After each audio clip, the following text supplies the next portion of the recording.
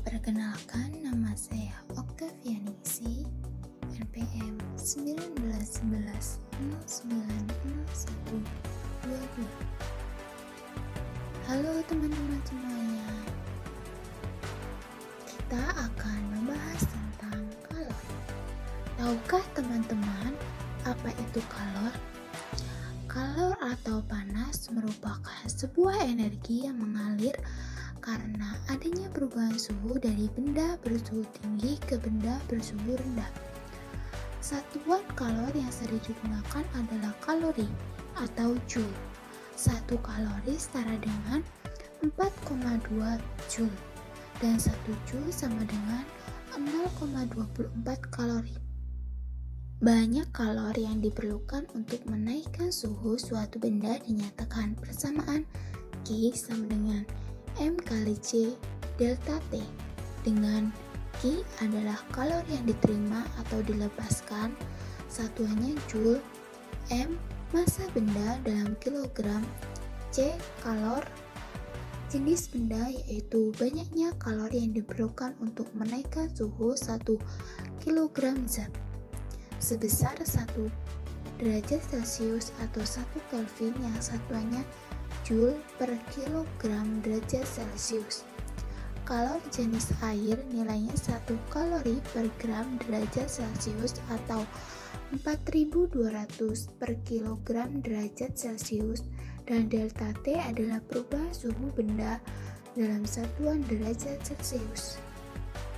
Kapasitas kalori yaitu banyaknya yang diperlukan oleh benda sebesar M kilogram agar suhunya naik 1 derajat Celcius. Kapasitas kalor ditentukan dengan rumus C sama dengan Q per delta T atau C sama dengan M kali C, dengan C kapital adalah kapasitas kalor dalam joule per derajat Celcius. Q adalah kalor yang diterima atau dilepaskan, satuannya joule. M massa benda, satuannya kilogram. C biasanya kalor jenis benda dalam satuan joule per kilogram berjarak Celcius, dan delta T perubahan suhu benda dalam derajat Celcius. Kalor dapat mengubah wujud benda pada cair dan gas. Perubahan tersebut disebabkan karena benda menyerap atau melepas kalor. Perubahan wujud benda yang menyerap kalor adalah mencair, menguap, dan menyublim, atau perubahan zat pada menjadi gas, sedangkan perubahan wujud benda yang melepas kalor adalah membeku, mengembun, dan mengkristal, atau perubahan gas menjadi padat. Jumlah kalor yang diperlukan. Jumlah kalori yang diperlukan untuk mengubah 1 kg es atau zat padat menjadi zat cair pada titik leburnya disebut kalor lebur. Sedangkan jumlah kalor yang dilepaskan untuk mengubah 1 kg zat cair menjadi zat padat pada titik bekunya disebut kalor beku. Kalor lebur sama dengan kalor beku dinyatakan dengan rumus Q sama dengan M kali L. Q adalah kalor yang diserap atau dilepaskan, satuannya joule.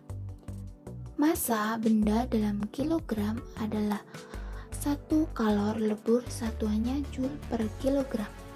Pada peristiwa menguap atau mengembun, besarnya kalor yang diperlukan pada peristiwa ini sama dengan M kali U, dengan U adalah kalor uap, yaitu kalor yang diperlukan untuk mengubah wujud 1 kg zat cair sampai seluruhnya menjadi uap pada titik didihnya. Satuannya kalor uap adalah joule per kilogram. Berikut ini adalah grafik perubahan wujud zat saat suhu benda di bawah 0 derajat. Wujud benda adalah es, sehingga untuk menghitung kalor pada fase ini menggunakan persamaan Q sama dengan Mc delta T kalor jenis yang kita gunakan adalah kalor jenis es pada suhu 0 derajat es. Es melebur jadi kalornya sama dengan massa kali kalor lebur pada selang suhu 0 sampai 100 derajat. Kalor dihitung dengan rumus Q sama dengan mc delta T. Ingat, pada fase ini zat wujudnya cair, jadi kalor jenis yang digunakan adalah kalor jenis air. Dan pada suhu 100 derajat, benda mengalami penguapan yang dibutuhkan pada fase ini, sama dengan massa kali kalor uap. Setelah air menjadi gas, fase selanjutnya gas mengalami kenaikan suhu, sehingga persamaan yang digunakan adalah Q sama dengan mc delta T, di mana C adalah kalor jenis gas. Oke teman-teman, bisa dipahami ya. Perpindahan kalor. Yang pertama, konduksi. Konduksi merupakan perpindahan panas melalui zat padat yang tidak ikut mengalami perpindahan. Apabila ujung sebatang logam dipanaskan di atas api, maka ujung yang lain akan menjadi panas. Hal ini menunjukkan kalor berpindah ke bagian yang memiliki suhu yang lebih rendah. Yang kedua, konveksi. Konveksi merupakan perpindahan panas melalui aliran yang zat perantaranya ikut berpindah. Jika partikelnya berpindah dan mengakibatkan kalor merambat, maka akan terjadi konveksi.